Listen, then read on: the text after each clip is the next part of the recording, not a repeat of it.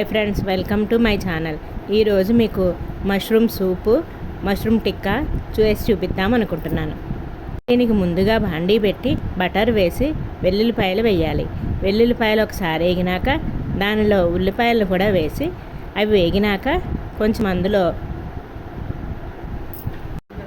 దీనిలో కొద్దిగా pepper powder వేసి కొద్దిగా వాటర్ పోసి మగ్గించాలి.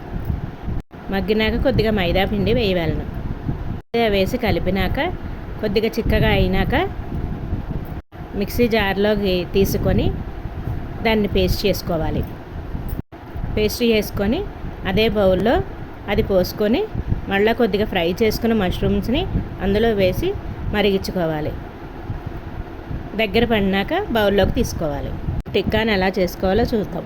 ఒక బౌల్ తీసుకొని అందులో పెరుగు, కొద్దిగా శనగపిండి, కారం, ధనియాల పొడి, గరం మసాలా, ఉప్పు వేసుకోవాలి.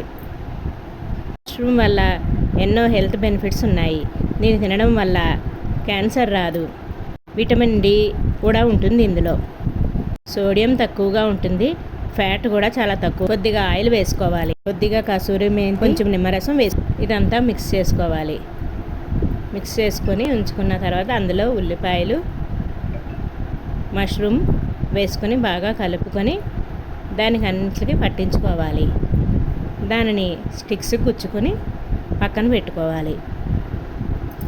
దీన్ని 30 minutes మ్యారినేట్ చేసుకొని కలుపుకొని పెట్టుకొని దీన్ని ఇలా పెట్టుకొని ఒక పాన్ తీసుకొని పాన్లో వేడి చేసుకొని కొద్దిగా నూనె వేసుకొని ఇసుగు పెట్టుకున్నది దాని మీద కాల్చుకోవాలి. కలర్ వేయలేదు కాబట్టి రెడ్గా. మీరు కూడా ట్రై చేసి కామెంట్స్ చేయండి. ఈ వీడియో కనుక మీకు నచ్చినట్లయితే like, share, subscribe to my channel.